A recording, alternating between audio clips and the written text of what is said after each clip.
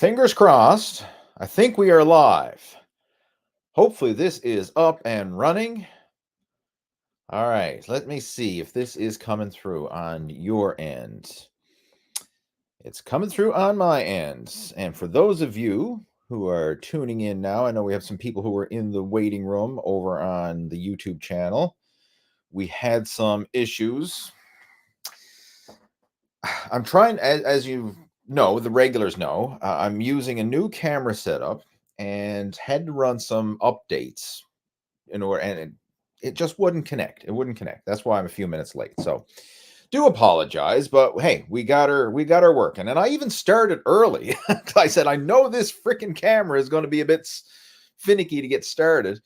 And I started early, but still had to run updates and reboot and set it up and unplug it and plug it back in. And anyway, long story short, the darn thing is working now. And I don't know what I did other than frig around with it until it works. Right?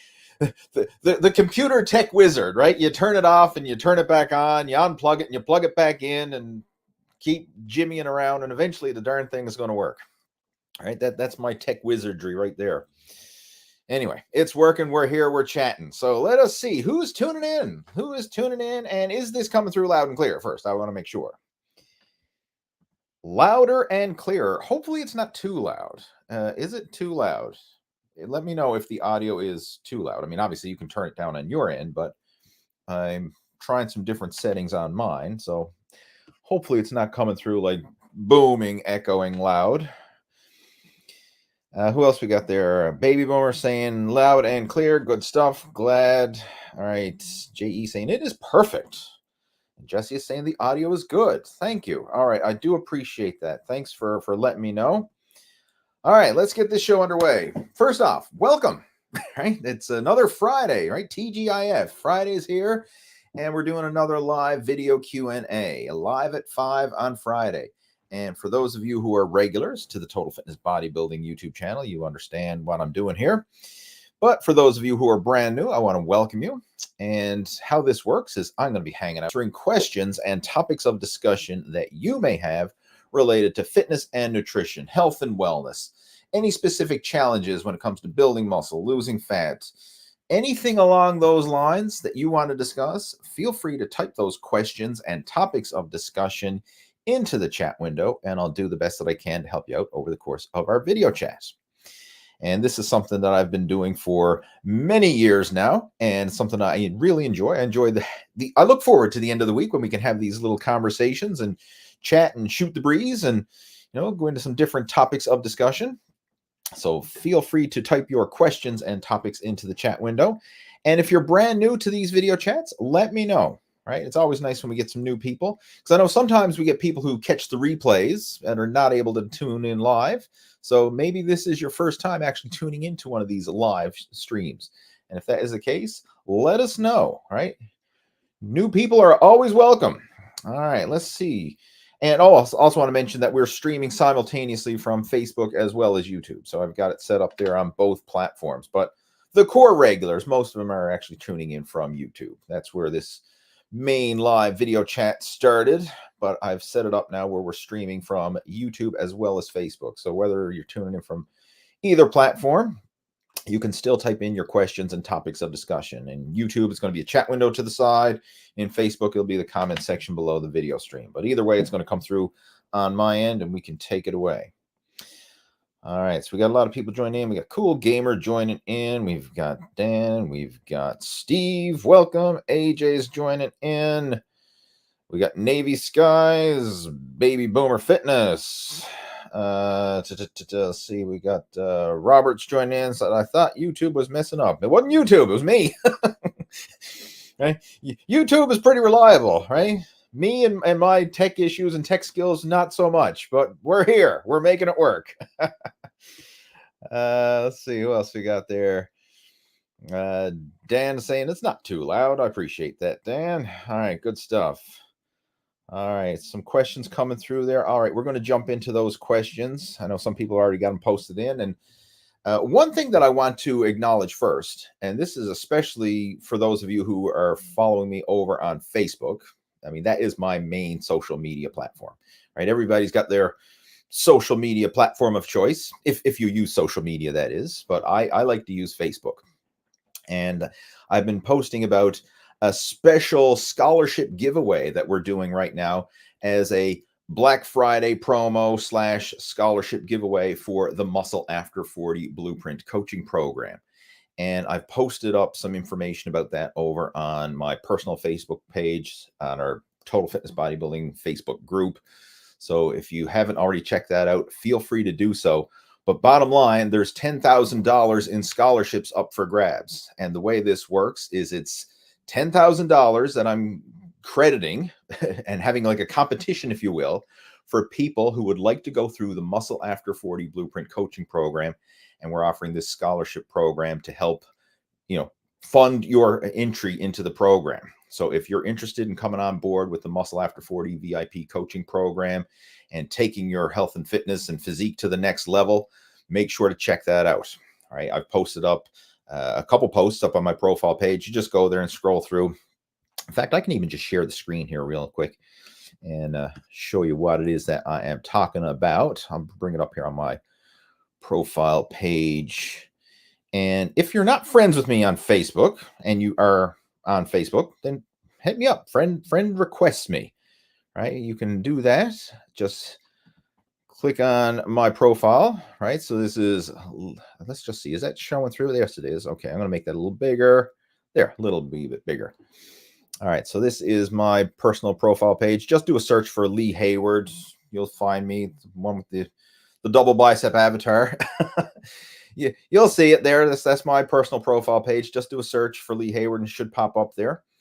But this is what I wanted to share with you. Oh, there we are. A video within a video. Live within a live. The Muscle After 40 Blueprint Elite Coaching Program, $10,000 annual scholarship giveaway. Because this marks the 5th year anniversary of the Muscle After 40 Blueprint. Like, I started this program as I turned 40.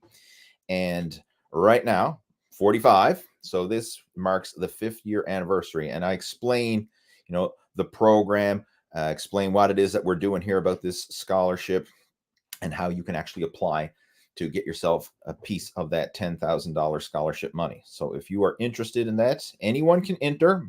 All you have to do is head on over to my personal Facebook page or head on over to the Facebook group, either one, and read over that post. All the details are there. So again, it's this post with that lovely picture. That's the one that you want to check out.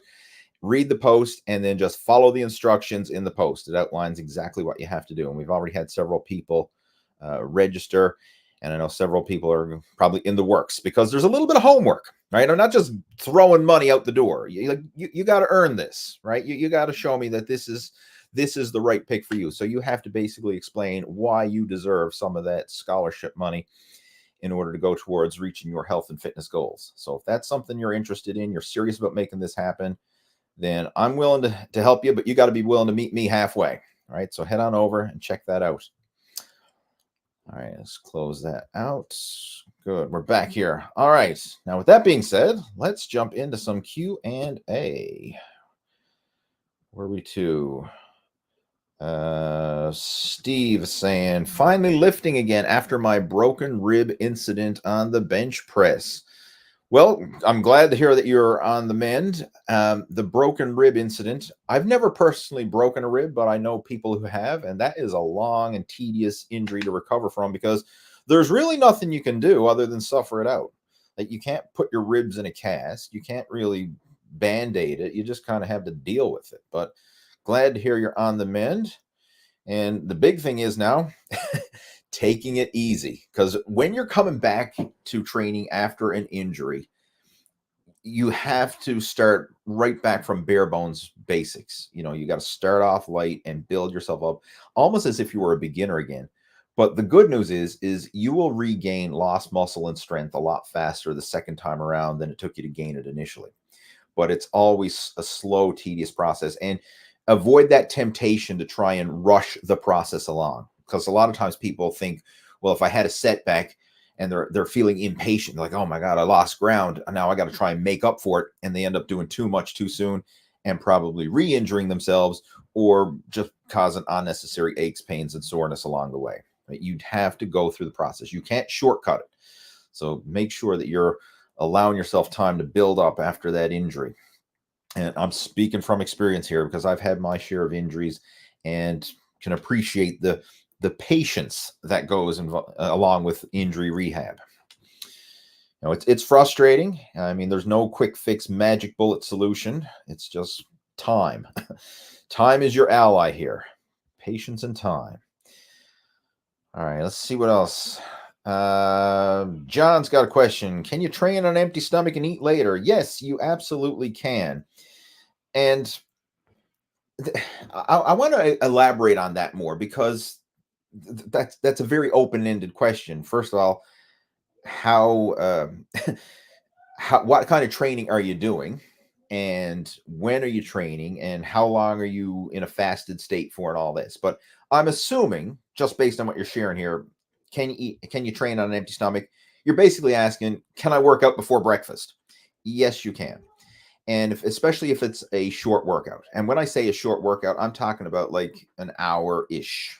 You know, if your workouts are an hour-ish, no problem. You got enough glycogen stored in your muscle cells and in your liver to get through an hour workout. So there's no damage or no harm done to go to the gym on an empty stomach and train for an hour and then have your breakfast afterwards. I've done that myself numerous times. And in fact, when I was training for fat loss, that would be one of my strategies to kind of maximize fat burning. Now, I know it's a bit of a controversial area. Like some people say, oh, fasted exercise is no more beneficial than fed exercise, and it's calories in and calories out over the course of the day. And I totally get that.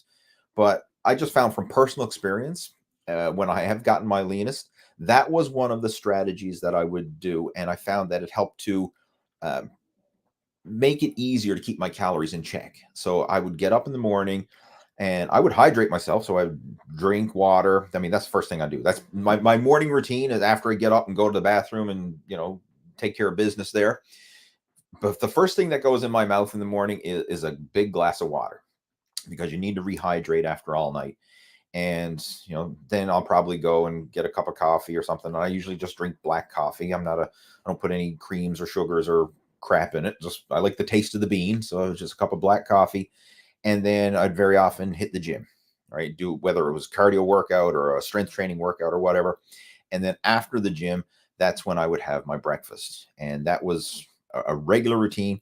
And I still sometimes do that now, right? But what I've gotten into lately, because my training and focus has changed, is if I'm going to do a bigger workout, especially if it's an endurance workout, like I've gotten into cycling over the last few years and, you know, competing in local cycling races and doing long sportive group rides and stuff like that.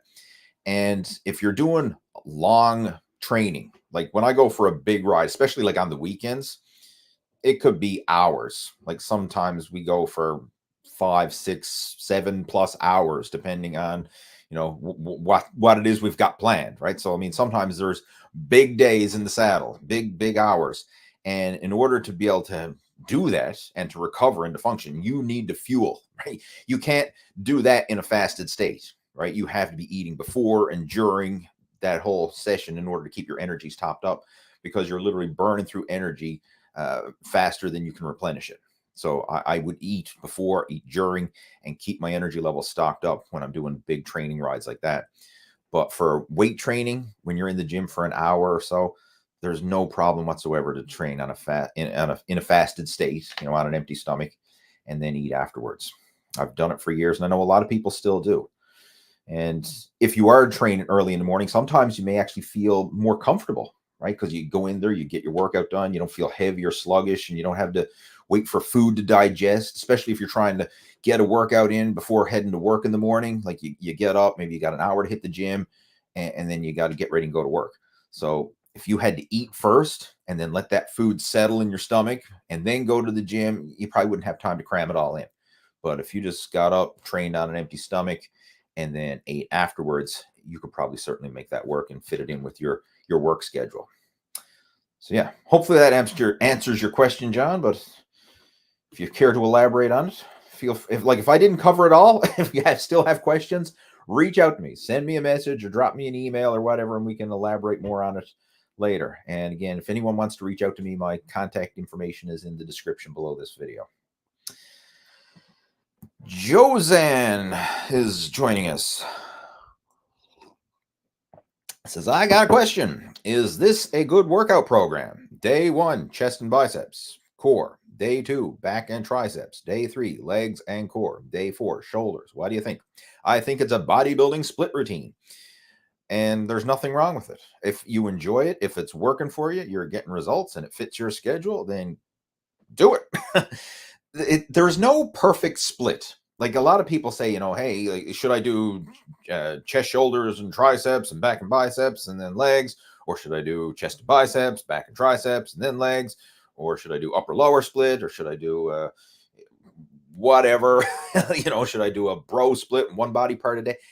Honestly, you could ask 10 different bodybuilders and get 10 different answers, and they might have 10 different routines, and they're all making it work. Like, it's the bigger picture. Like, this is getting tangled up in the weeds, thinking that the order that you work your muscles is going to make a big difference. I mean, don't get me wrong, it is a variable, and you can make an argument for all the different workout programs, and it all really depends on you and your schedule and what fits your situation. But you can make progress with any program as long as you have the bigger picture in place, as long as your nutrition is in place, as long as your rest and recovery is in place, as long as you're training with progressive overload. Like, as long as you have all these other elements in place, you can make any body part split work, or any workout routine, whether it's total body, upper lower split, push pull legs, bro split, whatever. You can make it work as long as you have all the other elements in place, right? This is getting tangled up in the weeds, right? This is like they say, you can't see the forest for the trees. The same idea here. This is a small variable in a bigger picture. Like, if your nutrition is not in check, and like you're not eating enough protein, you're not eating enough calories, or you're missing meals, skipping meals, you're not hydrated, if you have any nutritional deficiencies, it doesn't matter what split you're following, it ain't going to work. Right? You have to have your nutrition bases covered first. Another one, sleep. Like, if you're chronically sleep deprived, you're not going to maximize your progress, right? Regardless of the workouts, regardless of the nutrition, you need to have that. So I look at all these things. It's like the leg of a tripod, if you will. Like, you need to have the training, you need to have the nutrition, you need to have the lifestyle.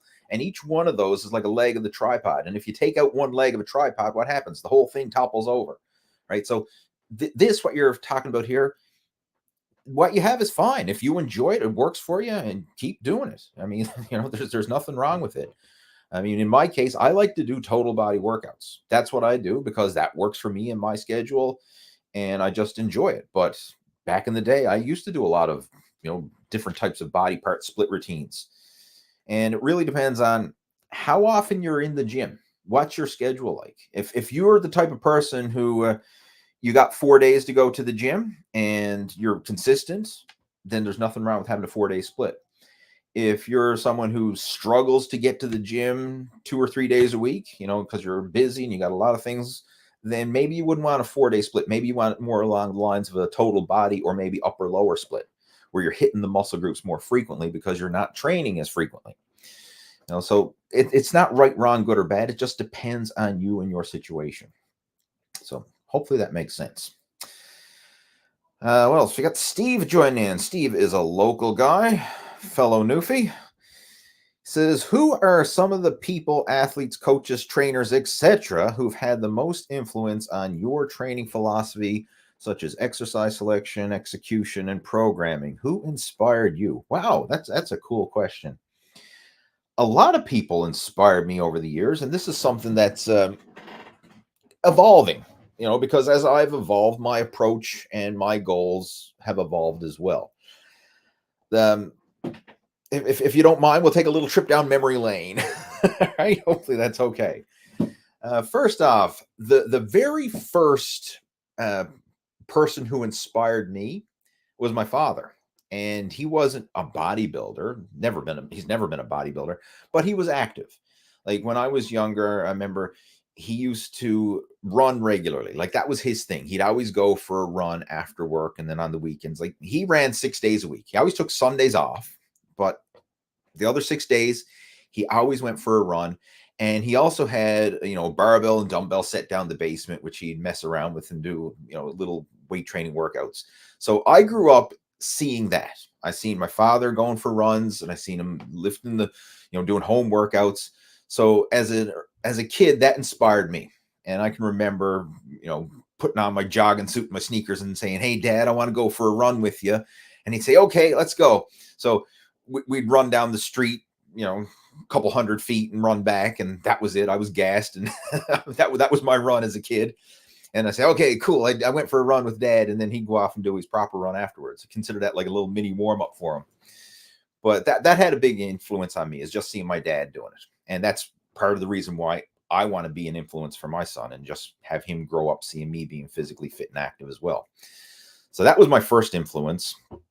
The first time I ever seen a man with muscles or a bodybuilder was watching Arnold Schwarzenegger in Conan the Barbarian. That was the first time I ever seen a real life muscle man, if you will. And that had a huge impact on me. Like that was back in the early 80s. I can't remember the exact year it was, but I was only young, like, I don't know, 12 or something like that. Or no, I'm probably not even that old. I was probably in 10 years old or somewhere around that range when Conan the Barbarian came out. And I remember when I seen that, I was like, holy smokes, like here's a real life superhero. Right? And that had such an impact on me, as it did for millions of people, right? I mean, Arnold inspired millions, but he certainly had a big impact on me.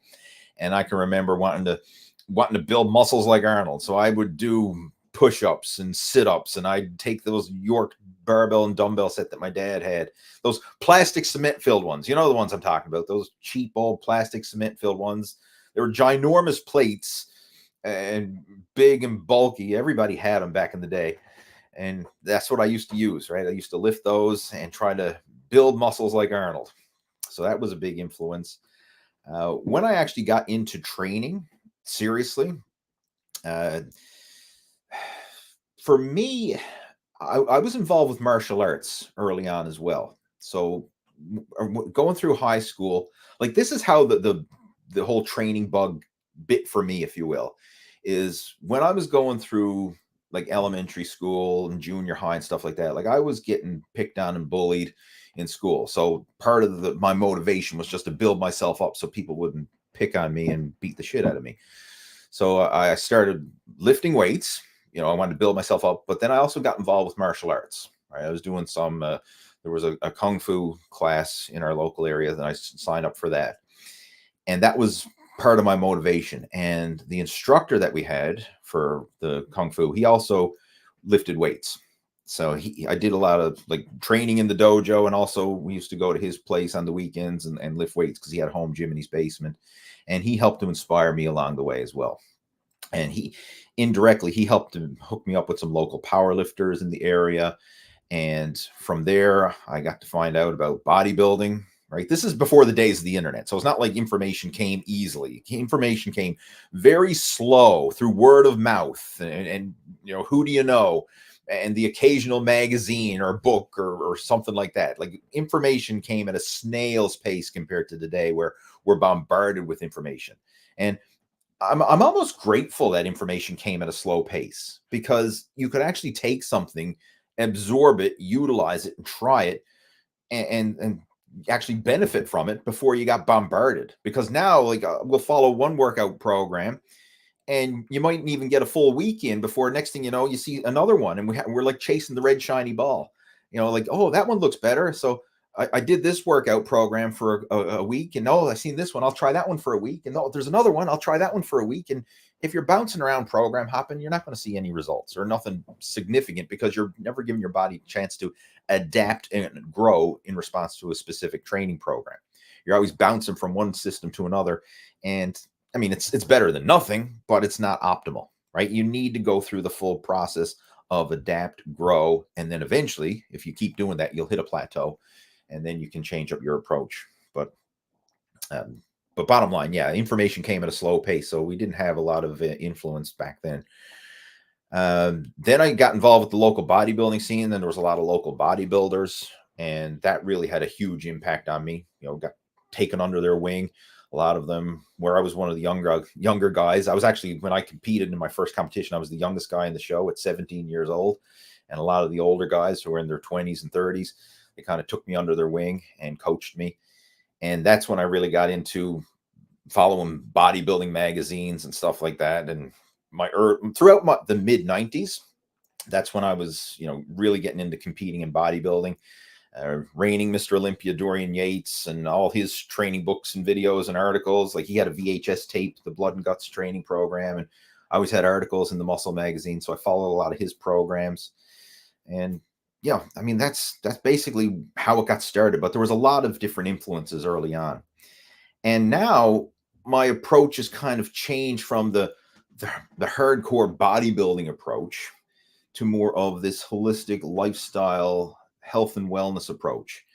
And it's a different, like, I still have the fundamentals from bodybuilding, but now it's more focused on, we want to live a long, healthy life and be functional and have well-rounded fitness. So not just pure strength or pure muscle mass and crappy cardiovascular endurance or crappy mobility. Like, I want to have well-rounded fitness. And that's why I like to combine strength training. I like to combine endurance training and flexibility and mobility and have this well-rounded approach and keep yourself fit and trim. Like, none of this bulking up in the off season type of bodybuilding approach. And that is much more sustainable and much more enjoyable. And I find that I feel better now than I have in years. Like, even back when I was competing in bodybuilding and going through like the off season bulking and pre-contest cutting, that, even though it looked cool, it was not enjoyable. I actually enjoy the way that I approach my training and nutrition now. It's a lot more sustainable. I feel a lot healthier. I got a way more energy and stamina. And even though my strength isn't at the peak levels that it used to be, I think my overall fitness, when you look at the bigger picture, is much better. So I like to have that well-rounded approach now. So I take a lot of inspiration now from athletes in different sports, like cycling and endurance sports. I can follow a lot of that and really have this well-rounded approach now. So it's gone full circle. It really has. All right. I mean, I could go on and on. Like, we could make an hour-long chat out of that alone, but I think that's enough. We'll move on. All right. But thanks for asking that, Steve. A little trip down memory lane. Let's see what else we got there. Navy Sky says, what's a simple nutrition food snack should I eat before a workout? And how long should I wait before working out? And is it true if you don't eat within 30 minutes, your muscles won't recover faster? All right. Good questions. And I always hate to say this, but it's true. It depends. And I'm going to explain why it depends. Because nutrition is going to vary depending on the type of training you're doing and how long that training is going to last. And this is something you can train. And I learned this from following endurance athletes. You can literally train your gut to be better at absorbing and utilizing nutrition during exercise. And this is one of the secrets of long distance endurance athletes, is they've trained their gut to be able to train and eat at the same time. So for example, if you're looking at a marathon runner, if you're looking at a long distance cyclist or a triathlon or someone like that, they are consuming calories and nourishment while they are exercising, right? Like, if competitive cyclists, like when we do a road race or a big sportif or whatever, we got our jersey pockets jammed packed with food. We've got, carb drinks and stuff like that in our water bottles. Like, for me, when I'm training, I mix up carbohydrate powder, amino acids, electrolytes. I'll have that in my water bottles. I'm having energy bars and carbohydrate gels and stuff like that while I'm actually riding. So I've got myself trained that I can train, i.e. ride the bike and eat at the same time and keep it going so that you can sustain your energy. So you can literally train your gut to process food and to not feel the bloating or the discomfort.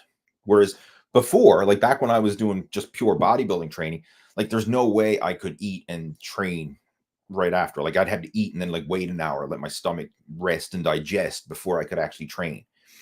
Now, you have to take that with into context as well. In order to eat and train simultaneously, you're doing long duration, but it's not maximum effort. So like no one's going to be doing like an all out max effort sprint and eating at the same time. But you can do a lower intensity, more sustained effort and eat at the same time. So hopefully that makes sense. Like you can be in what they call like the zone 2 for cardiovascular training and still consume calories while you're in that zone. But if you start getting up into the higher zones where you're getting into like the VO2 max and the thresholds and all that, no, you're not going to be able to eat and perform at those levels. But in the lower intensity, you can actually have your gut trained so that you can eat and train at the same time. So that's why I'm getting at. It depends, right? There's a lot to this. But to get to your specific question here, and I'm assuming you're talking about weight training, right? Like weight training gym workouts. So we'll kind of keep it in that context. But I wanted to elaborate on the bigger picture for you. But if you're going to be doing a weight training workout, ideally it's nice to have something at least an hour before, right? That's what I used to do, and I found it worked really well. So beforehand, I having a meal that's easy to digest. So foods that you find sit well on your stomach and are not going to cause you to get bloated and gassy. So ideally, you want to keep your fat intake relatively low. You want to keep, the carbohydrates. You want to have complex carbohydrates and not excessively high fiber carbs, because fiber slows digestion and can kind of make you feel a bit bloated and gassy. So I wouldn't have like a big garden salad, for example, or lots of vegetables or high fiber foods before training. I would rather have more starchy, complex, and even some simple carbohydrates beforehand. So things like maybe I would have rice. I might have some fruit, even bread or wraps or something like that. I mean, I might have something along those lines, but I wouldn't have anything that was excessive in fiber or roughage. Like I wouldn't need a carb up on beans before going to the gym, because beans are a very high fibrous, slower digesting food. It's just going to sit in your stomach. You want something that's going to digest quickly. So rice or pasta or something like that, you can get that in and it's going to be absorbed and not really sit heavy on your stomach. Fruit is another good one. I mentioned that earlier. That's something I would sometimes have as well. Like protein shake and piece of fruit, like that's a quick little snack. You can have that in a minute. So I had another one that I would often have sometimes is like energy bars. Like I like the Cliff bars. That's one of my personal favorites. It's mostly carbohydrates. There's a little bit of protein and fat in there, but I find that they sit well on my stomach and I can digest them easy and they don't cause any gas or bloating. So sometimes I'd have something like that as well. But you got to listen to your body and figure out like what works for you. Like if there's certain foods that cause you to be gassy or bloated, don't eat those foods. If you can tolerate the other foods, eat those. With the protein, you want to keep your protein intake easy to digest as well. So like I would not have a steak before going to the gym, because steak is a slow digesting protein. It takes a lot of energy for your body to chew it and break it down and digest it. That's just going to be sitting in your stomach. But you might want to have some faster absorbing protein. Like chicken is faster absorbing, white fish, egg whites, protein powder is the fastest. So that's why I recommended earlier, like protein shake and a piece of fruit. If you want something really quick and easy, that would be ideal. But try and have foods that are easy to absorb before your workout. Nothing that's going to sit heavy on your stomach. What else? As far as how long to wait, an hour ideally, but if depending on you and how you got your gut trained. Like for me, I could easily have a light meal and then be in the gym within 30 minutes later. Like at this stage, it's not an issue for me. I've kind of got my gut trained to the point where I can eat a small meal and then exercise afterwards without any major discomfort. What else was there? Well, the other question, is it true if you don't eat within 30 minutes, your muscles won't recover faster?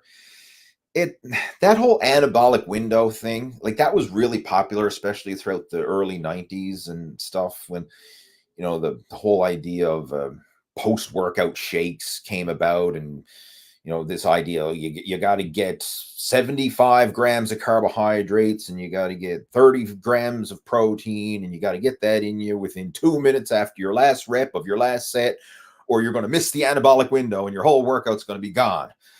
Right? Your gains are flushed down the toilet. That's a crock of BS. Like, it's not that precise. All right. Yes, nutrition helps, but it's the bigger picture. It's not as precise as that. Now, with that being said, what's more important than post-workout nutrition is actually pre-workout nutrition, because the food you're eating before the workout, guess what? Not only is that being utilized and absorbed while you're working out, but it's still being absorbed and broken down during and after the workout. So if you have a pre-workout meal, it's not like that's gone in over the course of your workout and now you need to have more food. That's still slowly digesting. Like, food takes a long time for your body to fully digest it and break it down. So what you have before the workout, that's also being released after the workout. So I would be more of a fan of pre-workout nutrition than post-workout nutrition. But with that being said, I mean, post-workout nutrition certainly does have its place. The big one, obviously, replenishing your fluids, so rehydrating, replenishing your electrolytes. You want to get some fast, easy absorbing carbohydrates and fast, easy absorbing proteins. That will certainly help aid with the recovery process, but it's not as critical as the old post-workout anabolic window BS that you used to hear about in the magazines. Like, it's not that precise. The only time when that would really make a major difference is for people who are training multiple times per day. Like, you think of an athlete who's probably doing weight training in the morning and then they got to practice in the afternoon, right? So they're going to be doing 2 training sessions that day. You want to be able to recover and refuel as fast as possible so that you're ready to go for your second training session. But for the average person who works out once a day or 3 days a week or something like that, you don't have this rapid need for nutrition. So, like, if you recover and replenish within the next 24 hours, you're still good to go, right? The analogy I use for this, I actually made videos talking about it, but I'll just kind of share it here real quick, is think of fueling up your car. It doesn't matter how fast it takes you to fuel up your car. It depends. If you're driving a race car, it makes a big difference how fast or how long it takes you to fill up that car. So you think of a race car driver who pulls into pit lane. They've got a pit crew who are there, who can pump up that car with fuel in the matter of seconds. They got high pressure, high speed fuel pumps to get the fuel into the car as fast as possible. They got a team there to change the tires in the matter of seconds, because they want to get that race car back out on the track as fast as possible, because every second they waste in pit lane, that's time they're losing on the track. So every second is critical. Compare that to you driving your daily driver, the one you use going back and forth to work and getting groceries and all that. When you pull into the gas station, doesn't matter how long it takes you to fill up your car. Like, if it took you 60 seconds or if it took you 10 minutes, like, in the greater scheme of things, doesn't matter. No, like, as long as your car gets filled up and you don't run out of gas on the road, you're good to go. Like, it doesn't matter. The same applies with training. Like, for average folks who are just working out to get in shape and they're not like high performance athletes who are doing multiple sessions per day and they're, on the clock, so to speak, it doesn't matter. Like, as long as you're getting enough nutrition overall, you can still make it work, right? It's not critical. Just the same as when you go to get gas in your car, you're not counting the seconds of how long it takes the fuel to pump into the car. Like, you don't care. As long as you gas up the car and you're good to go. So it's all in context. And a lot of times when we're reading stuff online, or whether it's, videos or blog posts or articles, a lot of times they're talking about high level athletes, like professional bodybuilders or something like that. And then the average person thinks, well, if that's what the professionals are doing, then maybe I need to do it as well. And it's not always a fair correlation, just like comparing what a race car driver does versus what an average driver does. It's not a fair correlation. It doesn't always apply. So hopefully that makes sense. All right, let's see what else we got there. Ryan is joining in. Any tips for increasing the 1 rep max bench? I've been stuck the same weight for a couple months now. First off, that's not uncommon. I mean, like, you're not always just going to be steadily, linearly going up in weight week after week after week. You will very often hit some plateaus. But as far as increasing your bench, there's a lot of different strategies that you can use. I actually put out a program. It was the very first program I ever launched online back in 1997. It's called Blast Your Bench, and it's still available now.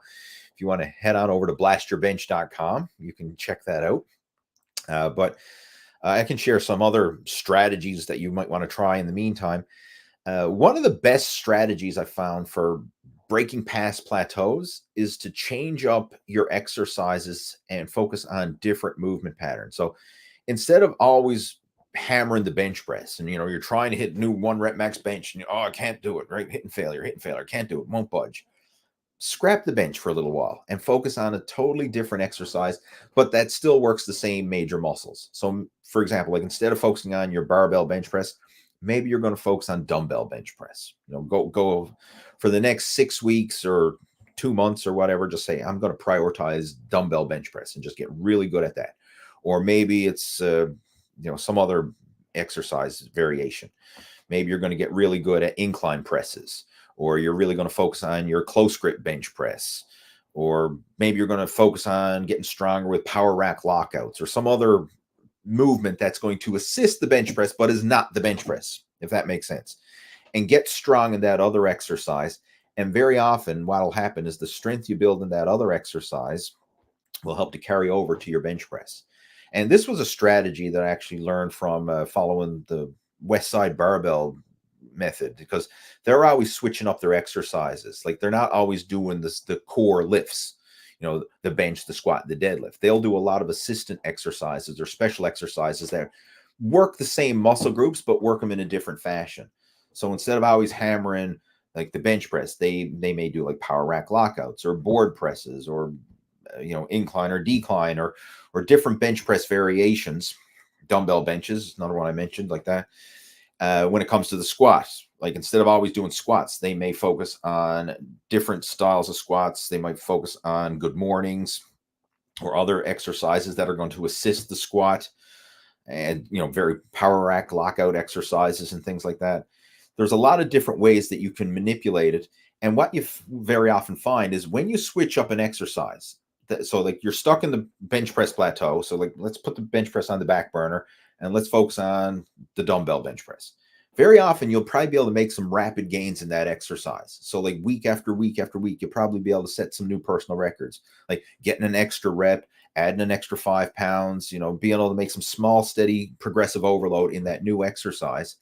And then when that one starts to slow down, you start to hit a plateau with that, then you switch to another one. So after the dumbbell bench plateaus, maybe we're going to go like incline barbell press, and you focus on that one for a while, making some steady progress week after week. Once that one plateaus, and we switch up to another one. Maybe we're going to prioritize power rack lockouts or board presses or something like that. And you do that for a few weeks, making steady progress. And then you can come back to the original exercise that you were plateaued at, i.e. the bench press. And what's very often going to happen, you'll probably have to start off a bit lighter than you left off, because it's a new exercise now, because you haven't done it for several weeks or maybe even a couple months or whatever. But you come back to that exercise. So you have to kind of like relearn the movement pattern, rebuild out those, that strength curve again.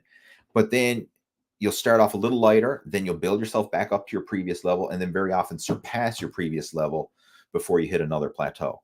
And then you can keep rotating through a series of different exercises like that. And each time you go through them, very often you'll hit new personal records. Like each time you start off a little lighter, then you match your personal best, and then you'll surpass it. And that's usually the pattern that it goes in. And you can kind of replicate that wave of rotation over and over again.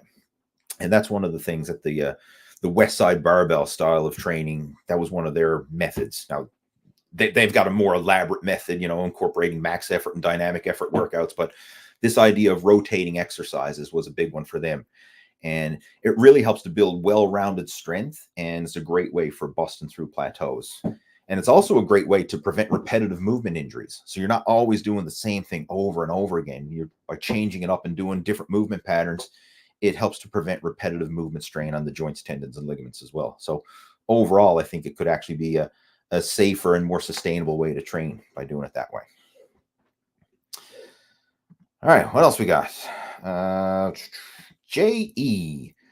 Just wanted to tell your followers if they're having trouble with deadlifts, try the trap bar variation. It's more easy on the back and versatile, especially if you get a rackable one. A rackable one. I know what you're talking about with the trap bar, but I've never ever seen a rackable one. I'd have to, how would that work? I'll have to Google search it and see. But thanks for sharing. And that kind of corresponds nicely to what I was just talking about for Ryan's question there. That's a variation. Like if you're stuck in a deadlift plateau, start doing trap bar deadlifts. Like that's a great variation because it changes the movement. Even though they're very similar, both are deadlifts, the trap bar changes your body position. You're in a more upright position. There's a little less strain on the lower back. There's a little bit more emphasis on the legs and just the different hand positions and stuff. It's a similar movement but different. So you're working the same major muscle groups just in a slightly different body position. And very often you can surpass and make some progress in that exercise, which will then in turn carry over to making your regular deadlift stronger as well. But yeah, thanks for sharing that. And I'm going to have to look into a rackable trap bar. I never heard of such a contraption. We've got trap bars at the gym that I train at, Omega Fitness, but I don't think it's rackable. At least I've never ever seen anybody rack it. We just deadlift it off the floor. What else we got?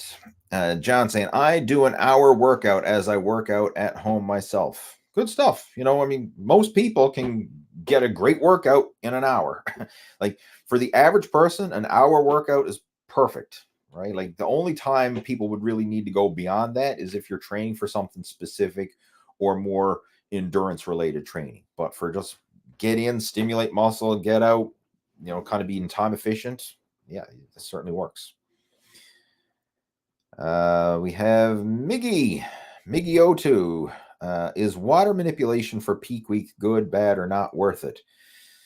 Obviously, you're talking about bodybuilding or physique or some sort of physique competition. I mean, these days we got bodybuilding, classic, and physique.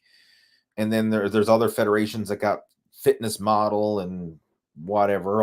And then, of course, when you get into the ladies categories, you got your bikinis and your figures and your wellnesses, and it's all the same thing. It's just different variations, but it's basically who looks the best on stage in their swimsuit or their posing suit, whatever you want to call it. But peak week. So basically the fine tuning that you do the week before a show, there is a time and a place for water manipulation, but I will say this, it's not as drastic as some people think.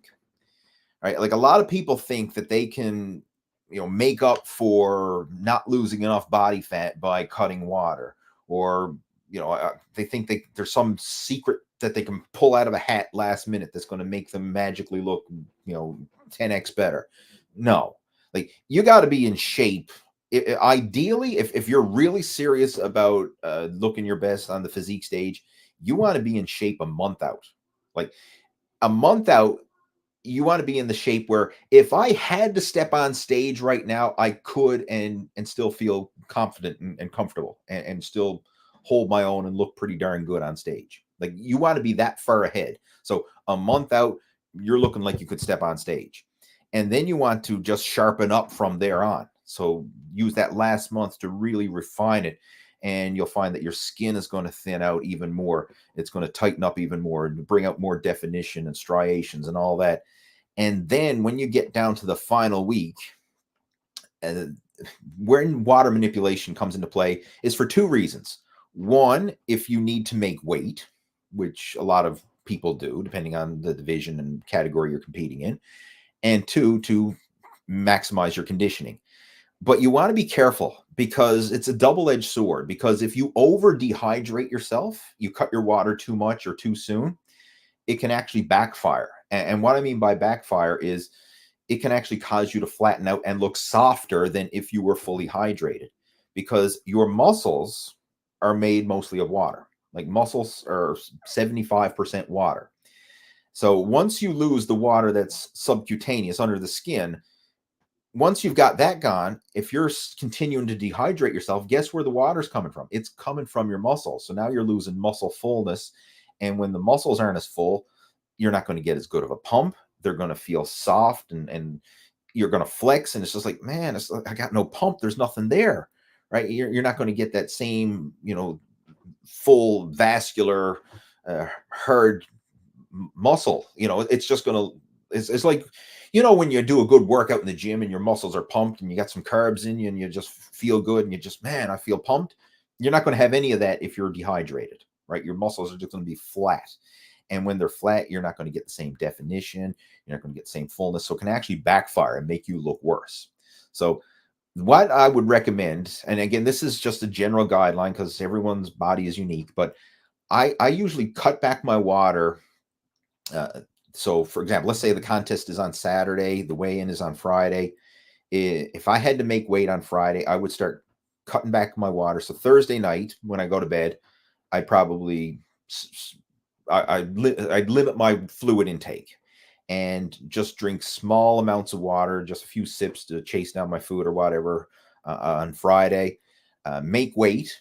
And if I made weight, then I would rehydrate a little bit afterwards, but I would keep the fluid lower than normal. And a good general guideline is whatever your normal fluid intake is leading up to the show, cut it in half. That's usually enough. Like there's no need to go from, all or nothing. Like you don't need to go that extreme, but just cut it in half. So let's just say you're normally drinking a gallon a day or more. Well, just keep it simple. You're drinking a gallon a day leading up to the show. On Friday and Saturday, drink half a gallon a day. Like literally cut it in half. And that will be enough to still keep your muscles hydrated and to maintain that fullness, but it won't be enough that you'll be retaining water because your body is used to excreting water at a gallon a day, but you're only replenishing half a gallon. So you're not going to retain water. And that's a good way to go about it. Now, I know if you get into contest prep coaches and everybody else, like some people have advanced strategies and stuff for manipulation, but this is kind of like a good general guideline that will apply for most people. If you want more information about this, like I actually have an ebook that I wrote. It's called Your First Bodybuilding Competition, where I take you through all this kind of stuff. Like I explain how to go about transitioning from off season to pre-contest, how to go through the whole diet plan. If that's something you're interested in, just reach out to me. I could hook you up with a copy of that. All right, what else we got? Tony Lee, you're the best. Thank you. I appreciate it. You're too kind. You're the best. You explain things so well for all to understand. I got some questions. What is the best way to cycle creatine, and is there really an anabolic window? All right. The answer to both of these is no. Cycle creatine? No, you don't need to. Like there's no benefit to cycling on and off creatine. Like once you have the creatine in your system, maintain it. It's like I want to cycle on and off my multivitamin. Right? I'm going to take it for a few weeks, and then I'm going to stop taking it, and then I'm going to take it again, and then I'm going to stop taking it, and then I'm going to take it again. And why? When you stop taking it, you stop getting the benefits from it. It's like just have a maintenance level and sustain it. And this also brings up another point: creatine loading. It's overrated. I would not recommend creatine loading to anybody because that's kind of like a shock to your system. You just think of someone, they've never taken creatine before in their life, and then they read the jar and it says, take 5 servings a day for the first week. And they're like, oh, okay. So they start slamming back 5 servings a day or whatever the dose is. It varies depending on the brand, but this is kind of like a general rule of thumb. And then all of a sudden they feel so bloated and their guts are churning and like they're retaining water, and it's like a shock to their system because they're used to having like very little creatine, just whatever creatine you get from dietary sources, which may be a gram or 2 a day at most. And then now you're slamming back 30 grams a day. So you're getting this massive influx and your body's just not used to it. So it can cause all kinds of bloating and digestive issues and stomach upset and whatever. Like just start off at maintenance dose, which is usually 5 grams a day. That's the kind of like the general ballpark. Most guys can get away with 5 grams a day. Like if you're really big, like someone's 300 pounds, like and a lean 300 pounds, like a pro bodybuilder or football lineman or something like that, okay, they probably want a bit more than, they probably go like 8 to 10 grams of creatine a day. If someone's really small, maybe you're, 100 pounds soaking wet, okay, maybe you only need 3 grams of creatine a day. But if you're somewhere in the, 150 to 200 pound range ish, you're approximately 200 pounds, 5 grams a day is more than enough. Like that's the sweet spot, if you will. And the idea is you just want to take that and then let your body build up its creatine reserves naturally. Like you don't need to force it in as fast as possible. Like you just take 5 grams a day, and then over the course of a few weeks, your body will get saturated with creatine and you'll reap the benefits of it. And by taking it slow and just normal maintenance dose right from the start, it's not going to cause any big stomach upset or bloating or fluid retention and all that stuff. So it's just let it build up slowly in your system, and then you'll reap the benefits that creatine has to offer. And just to let you know, like, go in and start doing some research on creatine. Like, this is one of the most researched supplements out there, if not the most researched supplement. And it's not just muscle building and athletic performance. It's health. This is a health supplement. Like, there's mental and cognitive benefits. There's so many health benefits to creatine. Like, it's been shown to help with mental degenerative diseases like Alzheimer's disease and Parkinson's and things like that, dementia. It can help elderly people avoid sarcopenia, which is age-related muscle loss. I mean, there's a lot of benefits to creatine, and it helps to pull water and nutrients into the muscle cells. So when you have a hydrated cell is a healthier cell. So there's a lot of health benefits to creatine versus just bigger and stronger in the gym. Like, a lot of people think it's because it helps you to get bigger and stronger in the gym, oh, it must be bad for you, right? Like, no. Sometimes it can be good for you, and this is the case. Creatine is actually a health supplement, so there's really no benefit to coming off it. Like, just get on it and stay on it. I've been using creatine pretty much regularly since it came out. I mean, yes, there's been some times when I've ran out, or I've just stopped it for a while, especially if I wasn't, there's been a few times over the years where I kind of fell off the rails with my health and fitness, and the supplements went off the rails as well. But I've basically been using creatine pretty darn consistently. I would say at least 80 or 90% of the time since 1995. That's when I first heard about creatine. That's when I first started using it, and I've been using it pretty darn consistent since 95.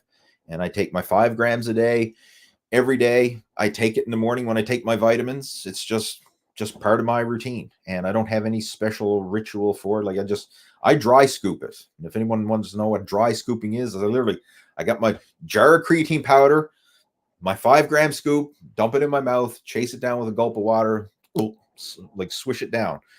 That's it. That's my big creatine strategy right there, right? I take my multivitamins and all that stuff that I have in the morning with my breakfast, and I have my creatine along with it. Boom, done.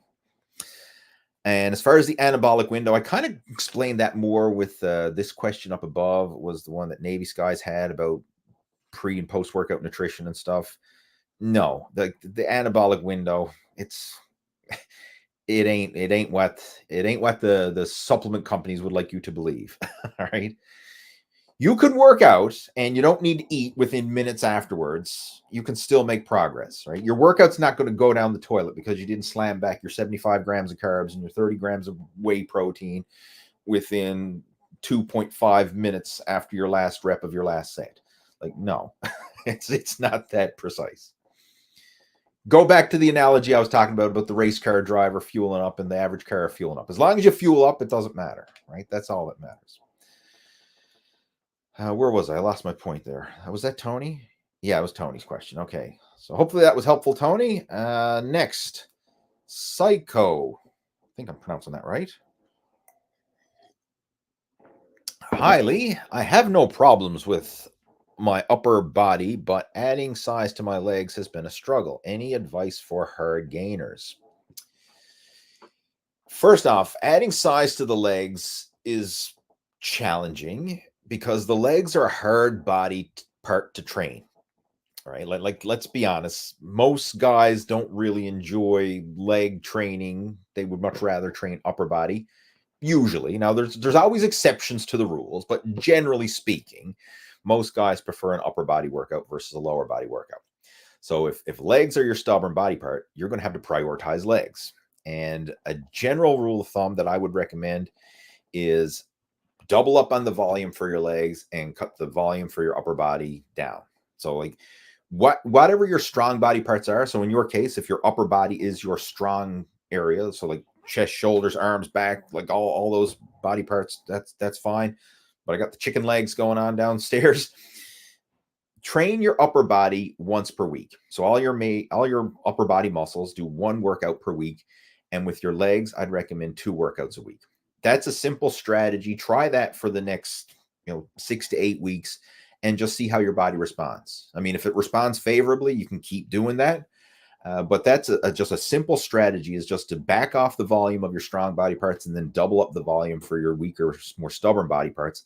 And that'll allow your recovery abilities to focus on those stubborn, hard to build areas. Like, you'll be dedicating more of your energy reserves and your muscle stimulation reserves towards building up those stubborn body parts. And then you take your stronger body parts and put them on maintenance. And that's a strategy I've used myself to build up stubborn body parts. And it's usually pretty reliable. It usually works. Now, with that being said, there's all kinds of different leg workouts and strategies. Like, you can change things up. And for your leg workouts, when you're training them twice a week, I would recommend 2 different workouts. So one would be more of a heavy, low rep power style workout. The other would be a higher rep, higher volume pumping workout, right? So think of it that way, like low, heavyweight power, high volume muscle pump. And this is going to get the best of both worlds, right? You're going to get the strength training and the fast twitch muscle fibers in those heavy low rep days, and then you're going to get the volume and the blood pump and working more of the slower twitch muscle fibers on the high volume days. That's how I would go about it, and I think that would be a good strategy. If you need some ideas for leg workouts, like, just head on over to the Total Fitness Bodybuilding YouTube channel playlist, because there's playlists there covering different workouts, from regular leg workouts to single limb workouts. I mean, there's a whole series. So, I mean, if you're stuck for workouts, there's a lot of them there that you can choose from. But that's the general template that I would recommend. All right, what else we got there? We have Crazy Kush T. Haley Hayward. Hey, Crazy Kush T49. Love the avatar. What movie is that from? Is that from Buddhist Palm? I think it is, like some old cheesy, martial arts video from back in the day, which I love those, right? I grew up watching all those old cheesy dubbed over martial arts videos back in the day. I mean, who didn't, right? Grew up in the, if you're an 80s kid, you grew up watching action movies and ninja movies and, all the classics. What else we got? Ralph joining in. What's up, Ralph? Lee Dunnigan's joining in. Regular to our chat. I think Lee, I don't think you've missed a chat in forever. So much respect. It says, I'm thinking of entering a grip competition next year. Do you know how many times a week would be good to train grip? That's interesting. I'd like to know what that grip competition entails and how much, because there's a lot of different exercises you could do for grip, but it's interesting that you're mentioning that. For a while back in the early 2000s, I was really on a whole grip strength kick. And the reason I got on the grip strength kick was because my grip was a limiting factor. This was around the same time that I started to take an interest in powerlifting. And I found that through some mistakes in my training, my grip sucked. One mistake is I just wasn't doing any grip training to begin with. Second mistake, I was relying on lifting straps for most of my exercises that involve gripping and pulling. So if I was doing rows or deadlifts or pull-ups or whatever, I was using those lifting straps and reinforcing my grip, because it it took the grip out of it. I mean, great. It helps with stimulating the back, but your grip, your forearms get neglected. So I once I found out about that mistake and I had this glaring weakness where I realized, hey, I can't even pull a decent deadlift off the floor because my grip won't hold on to it without straps. Then I realized I need to prioritize my grip. So I really got on the whole grip strength kick. And what I found worked well for me was 3 days a week, I would train my grip. And I focused on mostly the hand grippers, like heavy grips, hand grippers, Captain Crush grippers, those type of things. And I did it 3 times a week at the end of my strength training workout. So the way I did it always, I did my regular strength training workout, which I was doing at the time 3 days a week, every other day, right, non-consecutive days. And then when I came home from the gym, before I, got a shower and got a meal and all that stuff, I did my grip training. And it only took a few minutes. Like, it wasn't like 10 minutes max to do it. But I'd always did it after the workout. And the reason I did the grip work after the workout was twofold. One, by training your grip afterwards, it's not going to pre-exhaust your grip and hinder your workout at the gym itself. Because if you did your grip training first and then tried to do your other exercises, your grip might be a limiting factor, and you'll have a harder time holding on to the barbells and dumbbells and machine handles and whatever. So I always save grip for at the end. It was a finisher. And another thing I found as well is by doing it that way, I had pre-warmed up my body. So my central nervous system and the core temperature and everything is all fired up. The endorphins and everything, the adrenaline is going because I just finished a strength training workout in the gym. So I was on. Like, I felt so much stronger when I trained my grip after a workout versus if I just started doing grip training on its own cold. Like, because you need to get your body in that training groove. I mean, that's why we warm up and all that. And I found that at the end of a workout, my grip was a lot stronger. And so that's when I would do it. And I would focus on 2 main types of grip. Now, again, I was focusing mostly on the grippers because that was what I was really trying to prioritize. But the key I found with building up maximum grip strength was heavy, low rep training and focusing on that maximum effort work.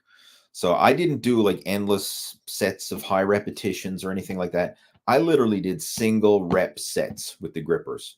And it consisted of over crushes, which is taking a light gripper and squeezing and mashing that sucker as hard as you can and trying, like, you visualize in your mind, you're trying to break the gripper. So you take a light gripper that you can mash no trouble, but you over crush it. You try and squeeze that son of a bitch till the thing breaks. Like, it never ever happened, but that was my visualization. I always said, I'm going to break the spring on this thing. I'm going to squeeze it for whatever I'm worth. And I would squeeze it for about 10 seconds, just max effort squeeze. And then I would do negatives where I would take a gripper that I couldn't close, one that was way too heavy, and then I would cheat it shut with both hands. So I'd get it set in one hand, and then I'd use my other hand and cheat it shut.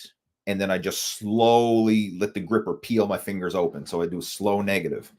And I used to alternate a set of over crushes, a set of negatives, and I did 3 or 4 sets of each, rested about a minute in between each set. Boom, that was it. And then I did a little bit of assistant exercises for my thumb and for my pinch grip, which again only took another couple minutes afterwards. So it was a very quick routine, but man, did it ever work. Like, my grip strength just went up exponentially. And within 3 months, I added a full inch to my forearms. And this wasn't newbie gains. Like, this was, heck, I had already had 15 years of weight training under my belt by this stage, right? So, I mean, it wasn't no newbie gains. But because I was neglecting that area, I wasn't doing any specialized grip training, it was untapped potential. So I kind of got somewhat of a newbie gain response because it was an area that I just didn't train. So within the first 3 months, I added a full inch to my forearms and my grip strength just went through the roof. Like, I can remember barely closing a 200-pound hand gripper to mashing a 300-pound hand gripper in that 3-month time frame. So, like, strength went up. My grip in terms of deadlifts and rows and shrugs and all that went up. I mean, it really paid off. It was certainly worthwhile. But that's what I focused on with grip training. Now, in your case, the grip competition, you may have to specialize in the events and the things that you're actually going to be doing. So whatever that is. Maybe it's farmer's walks, maybe it's different types of pinch grip, or maybe it's some crazy stuff like ripping a deck of cards in half, or nail bending, or whatever. I mean, there's all kinds of different grip related strength stuff that you can do. So whatever it is that you're specifically going to be doing, obviously you want to incorporate that into your training as well. But I would recommend 3 times a week after your workouts would be a good way to go about it. And if you get to the point where your grip, like you're doing that consistently, and then after a while, like your fingers or your joints and your hands and that are just starting to feel a bit extra fatigued, it's okay to take a little bit of extra time off. Like maybe I would do 3 grip workouts a week for a month, and then I might take a week off, kind of as like a deload, if you will, to kind of just let everything rest up and recover, and then go back at it again. Because sometimes you will just develop that fatigue from doing it over and over again, and you just kind of need to go through a deload phase. And sometimes I find like my fingers and joints and everything would just start to ache, you know, because you're pushing max effort. And sometimes you just need to give yourself a little rest, just the same as you would if you're pushing max effort in your workouts for any exercise or any type of training. So I usually push it hard for 3 or 4 weeks, back off for a week, and then repeat that. And I found that worked really well for me. So hopefully that'll, you know, you can implement that template or those suggestions into your own training. And let us know. I'm curious to know, like, if there's a website or anything about this grip competition that you're doing, send it over to me. Like, you know, drop me a message on Facebook or whatever. I'd love to check it out. I mean, you got me curious now. I want to see what it's all about.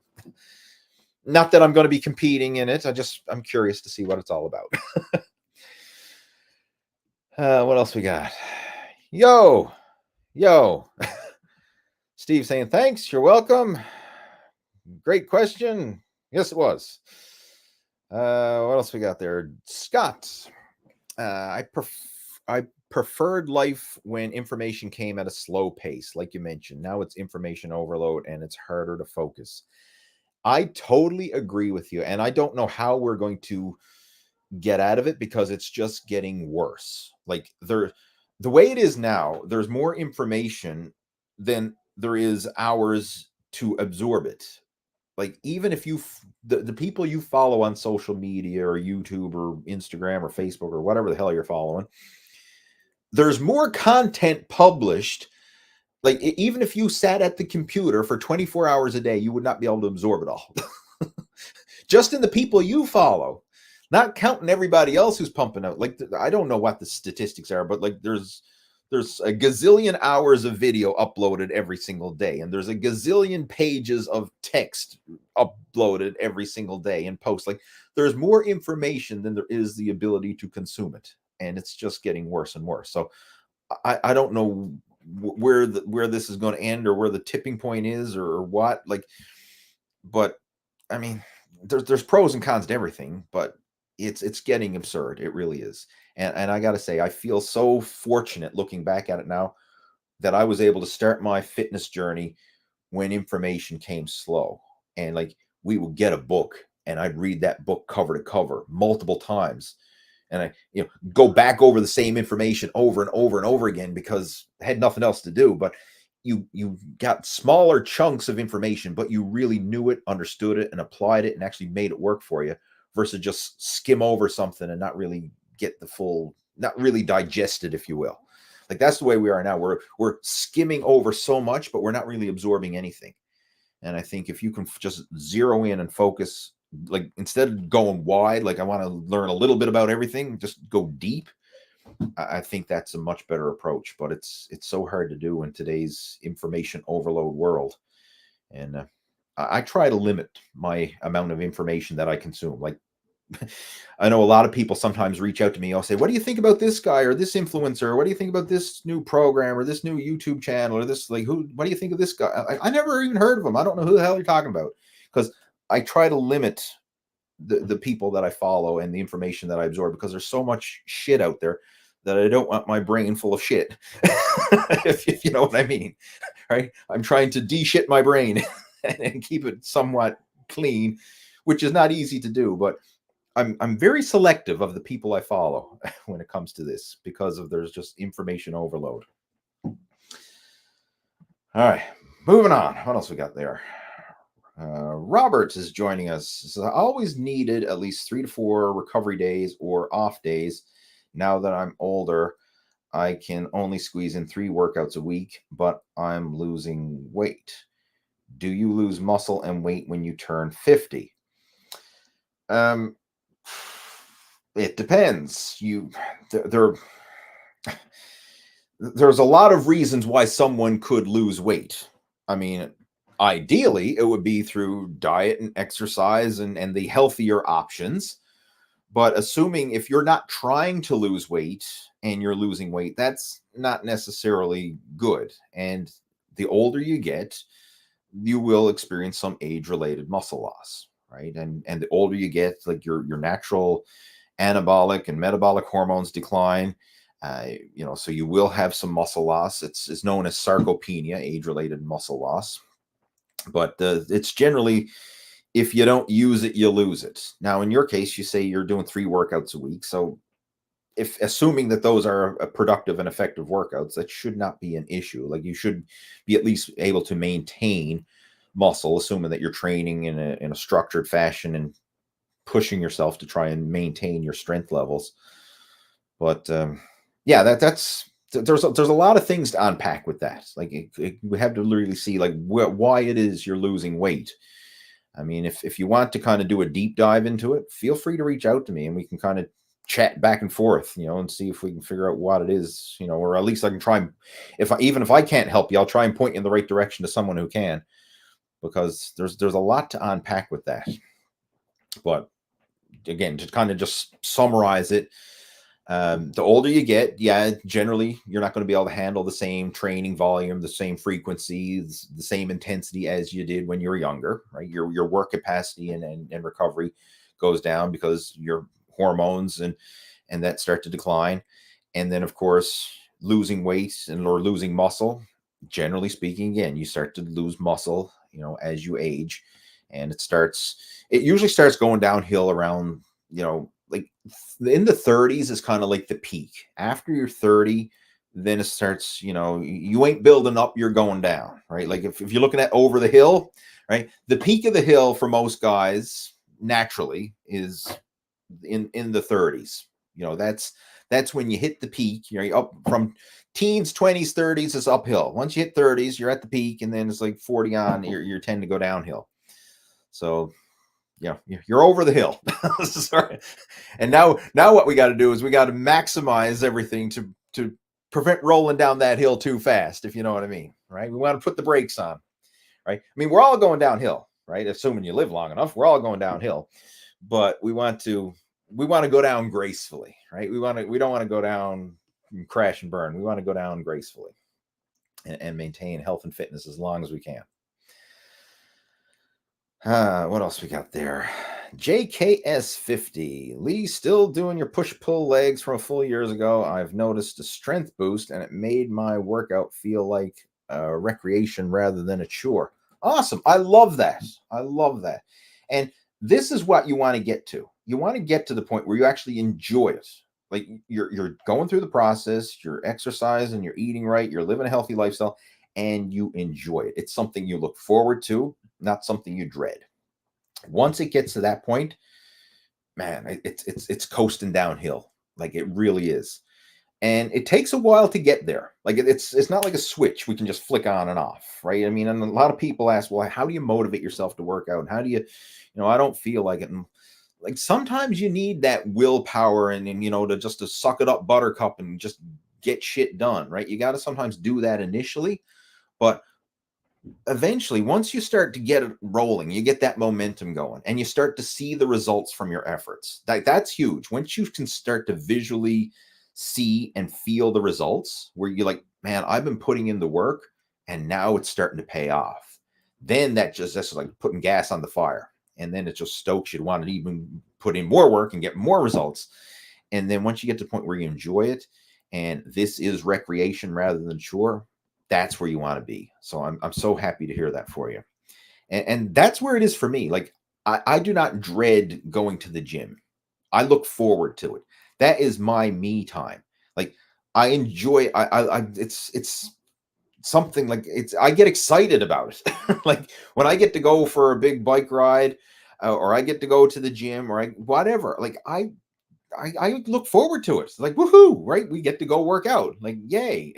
Right? Like some people, whatever your thing, your hobby, your whatever, like some people like to get together and play video games, or some people like to get together and, have, drinks and poker and play cards and play darts or whatever. That's their thing. Like for me, I want to go exercise. That's where I get excited. Right? That's my thing. Yeah. So I mean, once you're at that stage, then you're on a roll, right? All right. I know there's still a lot of questions coming through here, guys. But I'm gonna get ready to clue this up, because I said an hour and we're already at hour and 20. Right. I normally over deliver. The regulars know that. Right. I'm a chatterbox. Like I like to talk when I get going, right? And that's human nature. When you do something you enjoy, we just can't help but keep going. What else we got there? Noel is joining in. He says, Mondays and Fridays I do full body, only days I can do them. I'm 48 and intake 150 grams protein daily. Is twice a week full body enough to build and maintain muscle at my age? First, 2 workouts a week. Yes, you can certainly make progress with 2 workouts a week. Ideally, I personally would like to see more. Like if you could get in an extra workout, or even some body weight workouts at home, like push-ups and squats, and if you got some resistance bands or dumbbells at home, or a pull-up bar at home, like you can do a lot at home, a lot more than most people realize. Like that was one benefit of the whole pandemic lockdown that we went through a couple of years ago, is it really made people think outside the box when it came to exercise, those who actually took advantage of the opportunity and did exercise. Because I've seen guys like make it work with minimal equipment, like a set of dumbbells, a set of resistance bands, and make it work. And so if you have access to something like that, you can probably throw in an extra workout, probably midweek on a Wednesday, or something over the weekends, whatever, and just get a little bit of extra stimulation, especially for if you find you have stubborn body parts. It'd be great to do some extra work for those outside your Monday and Friday total body. Another thing I'm looking here that's raising a concern: 150 grams of protein daily. That's unless you're 150 pounds, that's on the low side. Like ideally, you want to shoot for 1 gram of protein per pound of ideal body weight per day or more. So if you're already at your ideal weight, like you want 1 gram of protein per pound of body weight or more, like there's nothing wrong with having more. And one thing you need to realize is the older you get, the more protein you need. A lot of people got this all ass backwards. They think, oh, I'm old, or I'm not trying to build muscle, or I'm over the hill, I don't need to eat a lot of protein. And they actually eat less. And that's part of the reason why old people shrivel up and get weak, and because then that's big reason for sarcopenia and all this, is because the older you get, the less metabolic and anabolic hormones your body produces, the more inefficient your body is at utilizing the nutrients you eat. So in order for you to get the most benefit, you actually need more protein, not less. So like if you take someone who's in their teens or their early 20s, they're maximized, like their metabolic and their digestive enzymes and their whole digestive system is running so efficient that they can get maximum nutritional value from the food they eat. Whereas the older you get, we're not as optimized. So we're not getting the full benefit of it all. And you actually need more to get the same benefit as a younger person would. So the older you get, the more protein you need. So do not skimp on the protein. Like in my opinion, 150 grams a day is on the low side, especially if you're heavier than that. If you're over 150 pounds, right, get at least 1 gram of protein per pound of your ideal body weight. And if you go over that, that's a bonus. Like there's nothing wrong with going over it, but try not to be going too far under it. More protein, the better, right? Generally speaking, because that's going to help that's the raw material that builds up all the tissue in your body, right? And especially now you're 48, you're as I mentioned, you're over the hill, you're on the decline now, right? We want to do everything we can to minimize that decline, and maximizing the protein intake is certainly going to help. Like, I've seen this with some of my coaching students, some of the guys going through the Muscle After 40 Blueprint program. When we start to increase their protein intake, they make better gains, right? It's almost universal, right? Like, I know one of the guys, we actually made a video together a while back, Mike Brown. He just turned 60, and he's in the best shape of his life now at age 60. And he only started lifting weights at age 56. So over the course of 4 years, from 56 to 60, he's gotten in the best shape of his life. And that was one of the things we did. Like, as he's progressing, we've been gradually increasing his protein, and he's actually added an extra meal, added extra protein. And I'm not sure where he is. He's well over 200 grams of protein a day right now, but it's working for him. Like, he's stronger than ever. He's able to recover from his workouts, and he's maximizing his strength. He's just really firing on all 8 cylinders now because he has all these elements in place. All right. So anyway, there, take those suggestions into consideration and bump up the protein intake, and see if we can squeeze in an extra home workout in between those 2 gym workouts. Let's see what else we got there. Man, there's a lot of stuff here. What else we got?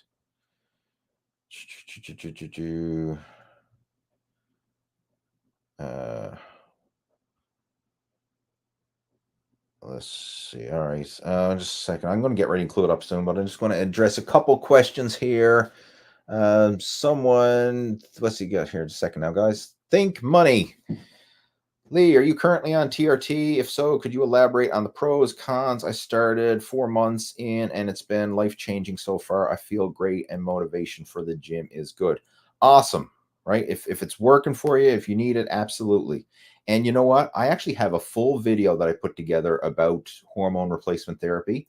What I will do is if you just go on Google or YouTube, I should say, and type in Lee Hayward HRT or Lee Hayward TRT, it should pop up there. It's just a pretty popular video, but it takes you through the whole process, what it is, how it works, how to go about getting it. Because a lot of times if you go to your family doctor, even if you're in the low range, they're going to say it's not low enough and they'll decline. So sometimes you need to go to the specialized hormone replacement therapy clinics. And we actually, I outlined like a case study of one of my coaching students, and he's before hormone replacement therapy results and after hormone replacement therapy results. So yeah, I mean, there's definitely a time and a place for it, right? It's not, I mean, I don't recommend someone using it if it's not necessary, but if it is, like if you are genuinely in the low range, it can certainly make a massive difference. And it's interesting about that, because one of my coaching students, Paul Miller, like he's in his 60s, actually pushing 70s. And he's kind of unique because for years he neglected his health and fitness. He didn't start exercising till 62, right? Before then, he neglected his health and fitness. He was overweight, out of shape, right? Just totally neglected it.